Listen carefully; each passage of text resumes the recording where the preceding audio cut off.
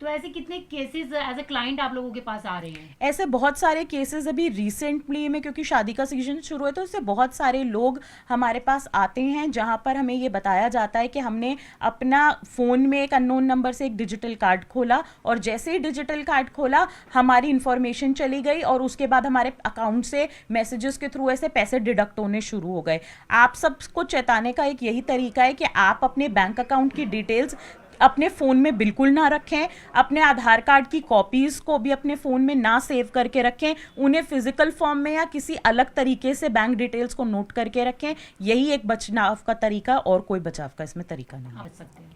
देखिए, सबसे पहले तो सबको अवेयर होने के लिए सबसे ज़्यादा ज़रूरत है कि वो साइबर क्राइम में ही अपनी इस तरीके की कोई कंप्लेंट दें।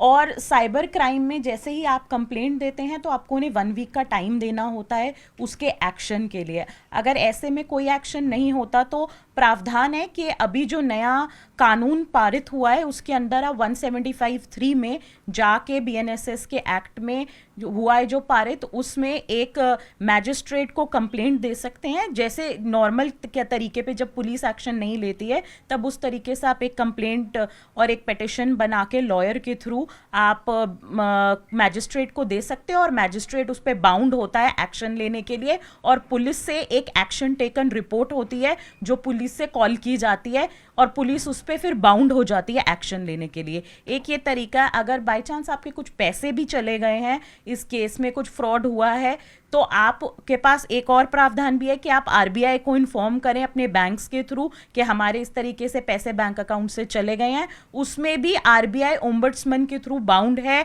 आपको वो पैसा वापस दिलाने के लिए। ऐसे बहुत सारे कानून में प्रावधान है और पेनल्टी भी है। अगर इस तरीके की जैसे चार्जेस फ्रेम हो जाते हैं अक्यूज्ड के अगेंस्ट, तो उसमें भी 3 से 7 साल का प्रावधान है कानून के अंदर। शादियों का सीज़न चल रहा है और व्हाट्सएप पर अगर किसी की शादी का डिजिटल कार्ड आए तो सावधान हो जाएं, क्योंकि ज़रा सी लापरवाही से आपका बैंक अकाउंट खाली हो सकता है। तो कैसे बचा जाए, कैसे सावधान रहा जाए, हमारे साथ बात करने के लिए मौजूद हैं साइबर एक्सपर्ट साक्षर दुग्गल। साक्षर, जिस तरीके से शादियों का सीज़न चल रहा है और लोगों के पास समय की कमी है तो लोग अमूमन व्हाट्सएप पर डिजिटल कार्ड भेज देते हैं, और इन दिनों देखा जा रहा है कि डिजिटल कार्ड को जैसे ही ओपन किया तो बैंक अकाउंट खाली। तो ये कैसे होता है? देखिए, साइबर क्रिमिनल्स हमेशा हमारे जो डेली प्रैक्टिसेस की चीज़ें हैं उसमें घुसने की कोशिश करते हैं। व्हाट्सएप पर डिजिटल कार्ड भेजना कोई नई बात नहीं है, लेकिन साइबर क्रिमिनल्स ने इसी का फ़ायदा उठाया है। ये आपको एपीके फाइल भेजते हैं जो खोलने से पहले लगता है कि एक शादी का कार्ड है।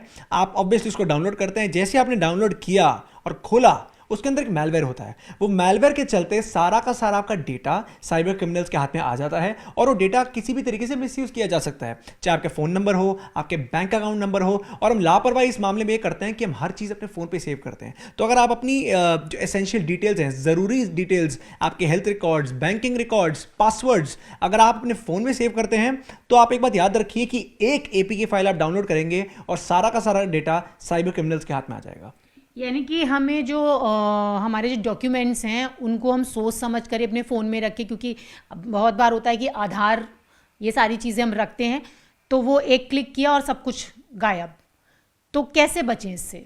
इसके 2 सिंपल से तरीके हैं बचने के। पहला, एक इंटरनेट पर रूल होता है कि आप कोई भी अनजान फाइल, लिंक या ओटीपी शेयर नहीं करेंगे। और जब मैं अनजान बोलता हूं, आपको ये जो एपीके फाइल शादी की आती हैं, ये एक रैंडम नंबर से आती हैं, नोन नंबर से नहीं आती हैं, क्योंकि नोन नंबर से आजकल ऐसा नहीं, शादी के लोग कार्ड नहीं भेज रहे हैं, वो फिर भी जेन्युइन है। लेकिन कभी भी अनोनिमस, यानी आप किसी को नहीं जानते, वैसा ओटीपी आप शेयर नहीं करेंगे, आप वो फाइल नहीं खोलेंगे, आप वो लिंक तक नहीं खोलेंगे, चाहे कितना ही वो जेन्युइन लगता हो। पहला। दूसरा, आपने कोई भी इंपॉर्टेंट कागजात, आप हेल्थ रिकॉर्ड्स, बैंकिंग रिकॉर्ड्स, आधार, पैन कार्ड, ये सारी की सारी चीज़ें आप अपने फ़ोन पे सेव मत करिए। मेरे को पता है कन्वीनियंट है, आसान है हमारे लिए, लेकिन वो जो पुराना तरीका होता था कि आप फाइल बनाकर अपने घर में रख रहे हैं, वो बेटर तरीका है, क्योंकि आपके फ़ोन का डेटा बहुत ही बहुमूल्य है। अगर आपके फ़ोन में डेटा है, आपके साइबर क्रिमिनल्स को डेटा चाहिए, वो किसी भी तरीके से ले सकते हैं, और एक क्लिक, उनको पता है आप जल्दी में, आपके पास समय नहीं है, आप वो डाउनलोड करते हैं और आपका सारा डेटा, आपके एसेंशियल रिकॉर्ड्स, आपके फोन नंबर्स और जो कुछ आपकी गैलरी भी,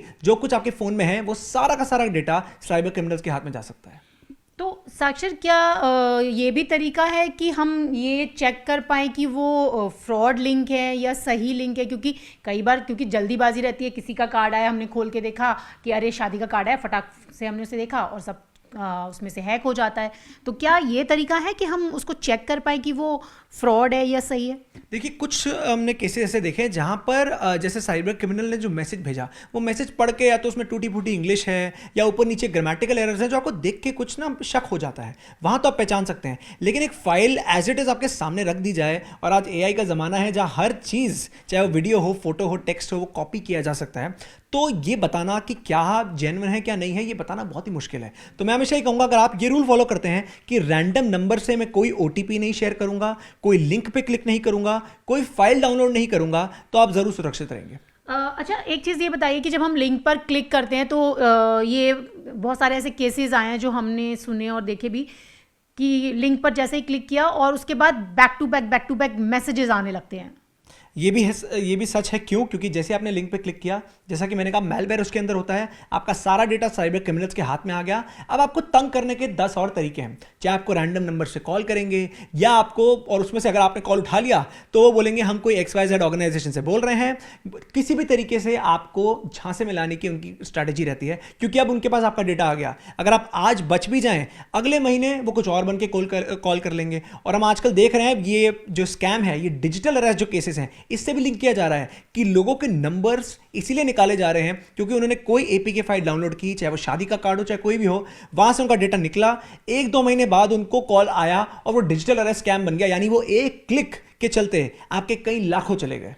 तो अभी जैसे शादी के कार्ड आ रहे हैं, डिजिटल कार्ड, वो स्कैम हो रहा है, डिजिटल अरेस्ट की बात आपने की, तो अगर हम एक नंबर की बात करें तो ऐसे कितने केसेस सामने आ जाते होंगे? अगर हम 10 दिन की बात करें या 15 दिन की बात करें, तो 15 दिन या फिर महीने में ऐसे कितने लोगों के साथ इस तरीके के स्कैम होते हैं या इस तरीके के केसेस आते हैं? देखिए, मैं तो ये कहूँगा कि हमारे देश में अनफॉर्चुनेटली लोगों को पता नहीं है रिपोर्टिंग के प्रोसेस क्या है, तो 90% केस तो रिपोर्ट भी नहीं होते हैं। लेकिन एक एवरेज, हमने डिजिटल अरेस्ट की बात की, एक एवरेज जो अमाउंट लॉस होता है वो 20 से 25 लाख के बीच है। एक स्कैम के चलते 20 से 25 लाख। तो आप सोच लीजिए कि अगर आपको लगता है कि इतने बड़े बड़े स्कैम हो रहे हैं सिर्फ एक क्लिक, एक छोटी सी गलती की वजह से, तो अगर आपको नंबर सामने दिखते हैं, ये स्टैटिस्टिक्स सामने दिखते हैं, तो आप जरूर 10 बार सोचेंगे कोई भी लिंक क्लिक करने से पहले। बिल्कुल 10 बार तो सोचना है, लेकिन बस बात मैं वही जानना चाहती हूँ कि शादी का सीजन चल रहा है, तो क्या आपके पास भी ऐसे कोई केसेस आए कि किसी के पास कार्ड आया है, उन्होंने क्लिक किया और उनके अकाउंट हैक हो गए या अकाउंट खाली हो गया? ऐसे कितने केसेस होंगे? तो एक मेरे खुद के साथ ही एक चीज़ हुई है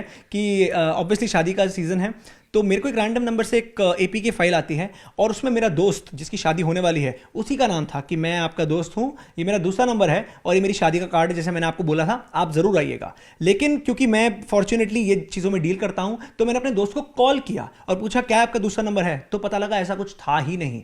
तो कहने का सिर्फ इतना मतलब है, ऐसा नहीं है कि आपको शादी के जेन्युइन कार्ड नहीं मिलेंगे, बिल्कुल मिलेंगे, लेकिन एक कॉल मिला के देख लीजिए, एक कॉल मिला के एक कन्फर्मेशन हो जाती है, बिकॉज चांसेस बहुत कम है कि आपके दोस्त के ही नंबर से आपको वो एपीके फाइल आएगी।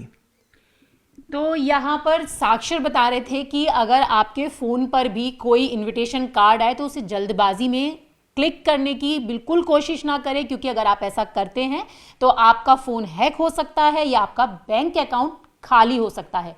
तो अगर आपके फ़ोन में कोई भी अननोन नंबर से लिंक आता है तो जल्दीबाजी में उसे ना खोलें और उसे खोलें ही ना, क्योंकि वो भी किसी तरीके का एक स्कैम हो सकता है।